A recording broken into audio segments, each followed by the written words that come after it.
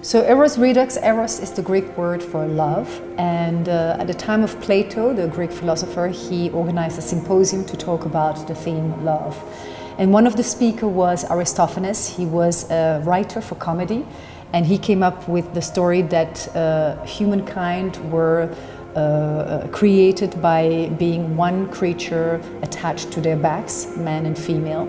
And they had 4 legs and 4 arms and 2 faces, and they were very powerful creatures that lived on Earth. And the Greek god Zeus became very angry because of their power, and he decided to separate them. And it seems that from the moment that we got separated, we're always looking for our other half because we're missing something. And so I made Eros Redux, where you see one of the dancers plays the role of Zeus, and he separates 2 dancers, and they become black and white colors, and they're much more, challenging in their relationships and always losing each other. And at the end, the character of Zeus brings 2 one-colored person together, and so they make the last duet of the piece.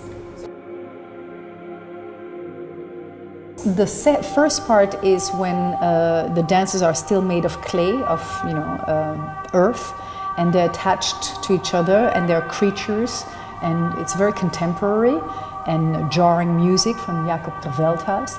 Then the second part is when they become, the women are dressed in white man's shirt and the men are dressed in black suits, and the music is more fluid and elegant and dynamic. And then the last part, it's just 2 of the dancers who started the ballet.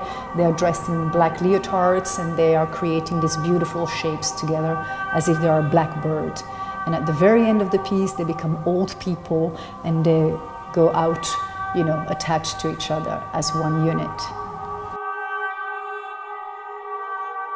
So the main character is Zeus, and he is dressed in black with red gloves and red eyes, and he's almighty and powerful at the beginning of the piece, but he's not happy with his creations.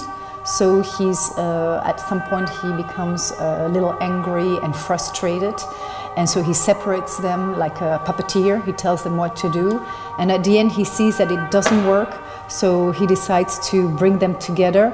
And he starts drinking and becomes, drunk and sort of fades away out. He has to accept that he cannot annihilate humankind. The life of the ballet after I created it in Moscow went to Cincinnati Ballet. I think a year and a half after I created it here, I showed it to the director of the Cincinnati Ballet, and she loved the piece. And so they performed it 2 years ago. And then I'm one of those choreographers that is never really satisfied or happy with the first version. I still try to see what is the potential and how we can expand an idea on stage and make it even more clear. So now that I'm back with Ballet Moscow, I'm actually teaching them those changes that I made last time. And so hopefully it will, grow and be even more clear to the audience what it is about.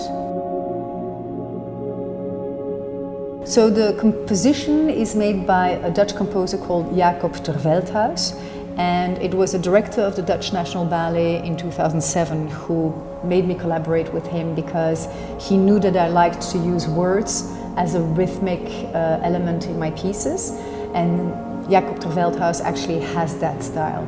So we got paired together, and he made it especially for me since the ballet in 2007. Then when I came to Ballet Moscow, I made the piece longer, and I looked for other music by Jacob ter Veldhuis. So the first section was not originally made for this ballet, but he understood that I chose it.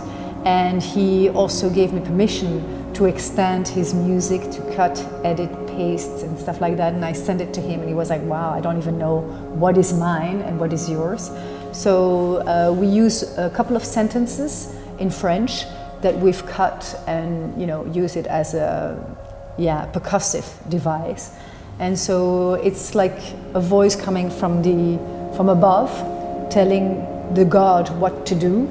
And it's not meant to be understood. And so in Moscow it's nice because nobody understands French, or just a few people. So I like that device. It really is like a different instrument. Red for me, it's always the main character. It is, it can be love, it can be passion, but it can also be war and pain. So in Eros Redux, I've decided to have the Greek god Zeus wearing red gloves, and he has red on his eyes and in his hair, and he has a red stripe on his back. And that's, maybe between passion and hell, red can be combined.